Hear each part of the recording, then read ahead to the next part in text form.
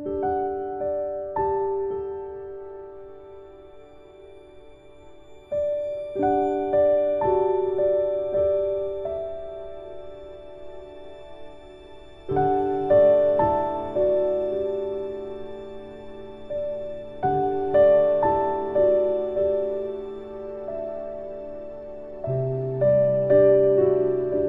welcome to a year of eternal love. ACIM Workbook for Students, Lesson 39. My holiness is my salvation. If guilt is hell, what is its opposite? Like the text for which this workbook was written, the ideas used for the exercises are very simple, very clear, and totally unambiguous. We are not concerned with intellectual feats, nor logical toys. We are dealing only in the very obvious, which has been overlooked in the clouds of complexity in which you think. If guilt is hell, what is its opposite? This is not difficult, surely. The hesitation you may feel in answering is not due to the ambiguity of the question.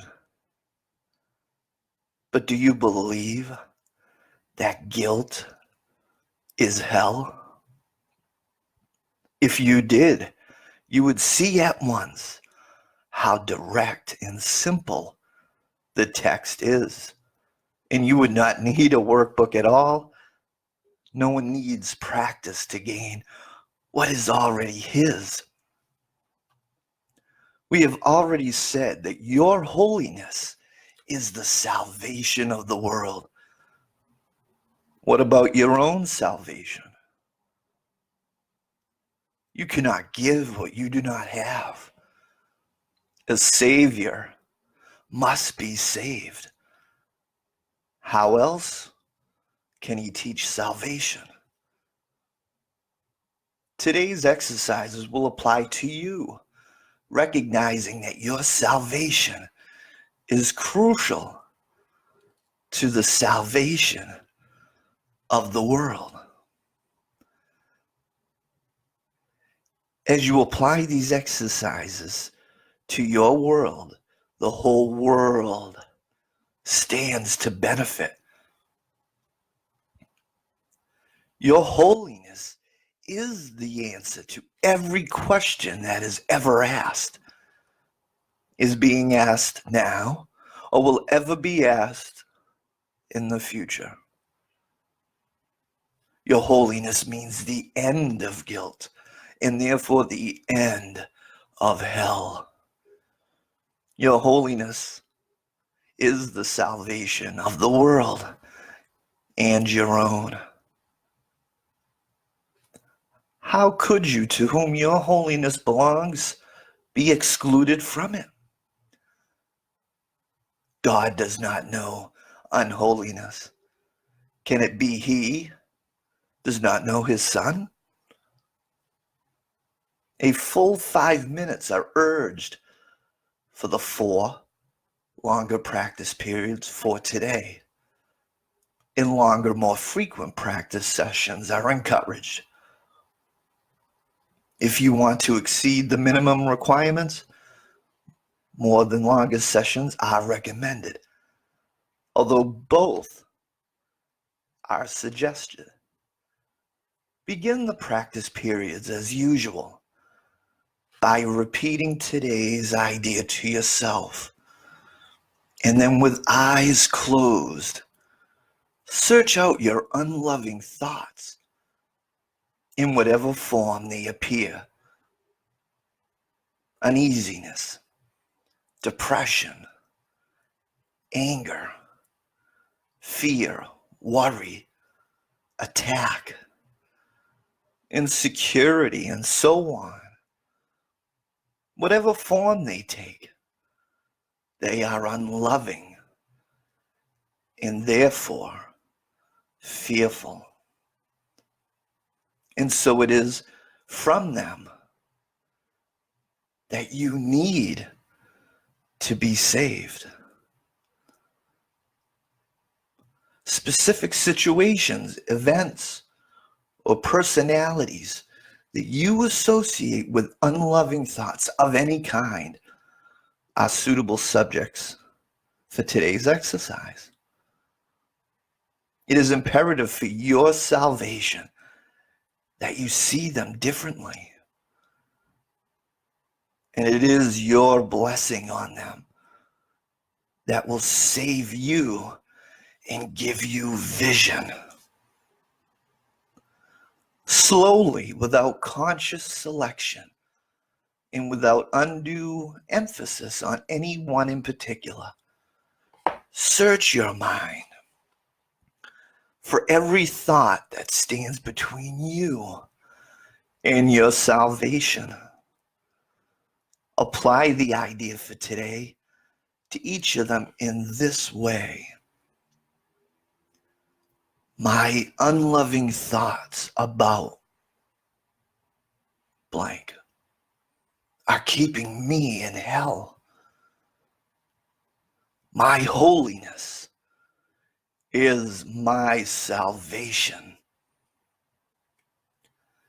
And you may find these practice periods easier if you intersperse them with several short periods during which you merely repeat today's idea to yourself slowly at times.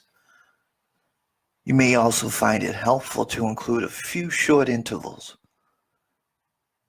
in which you just relax and do not see them to be thinking of anything. Sustained concentration is very difficult at first.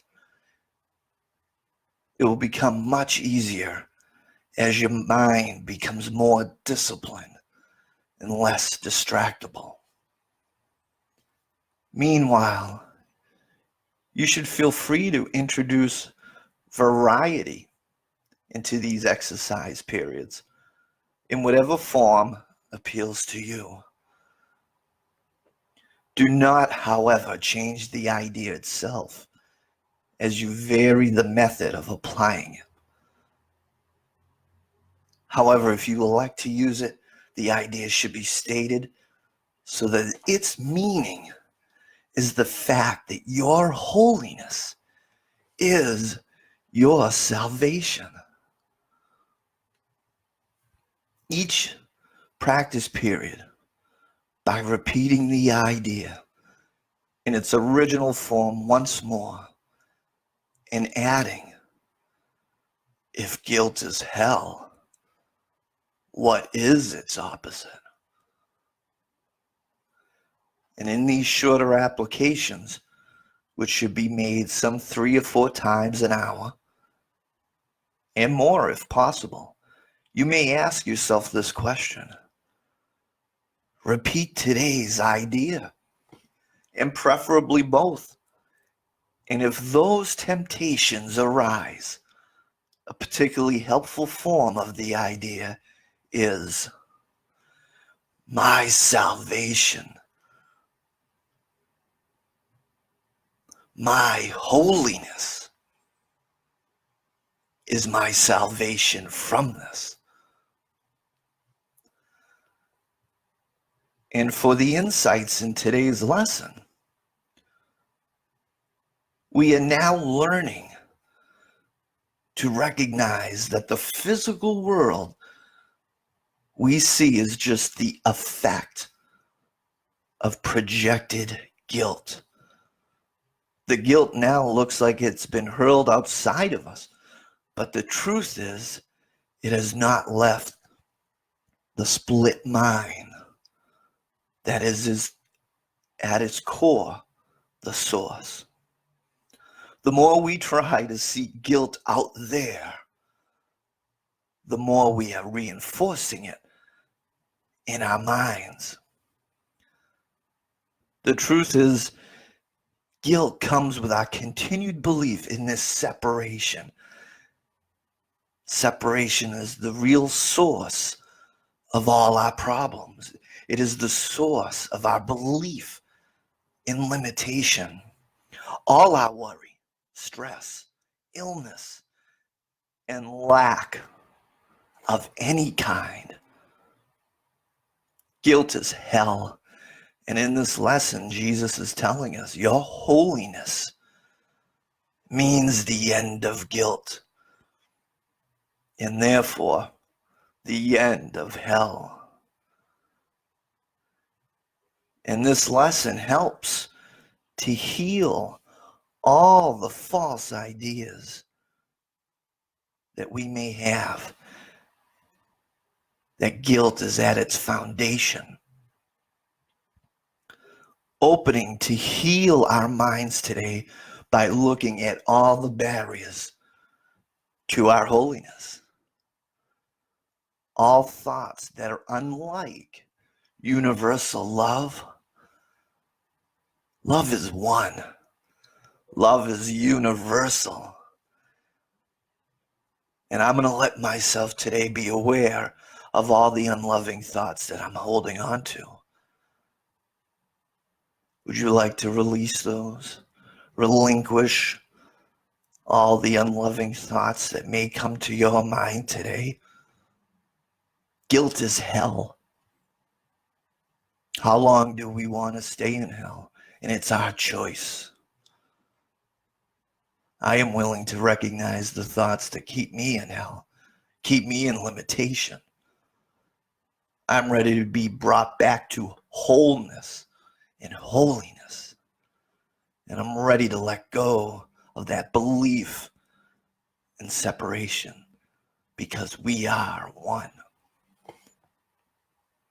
I want to thank you for joining with me today.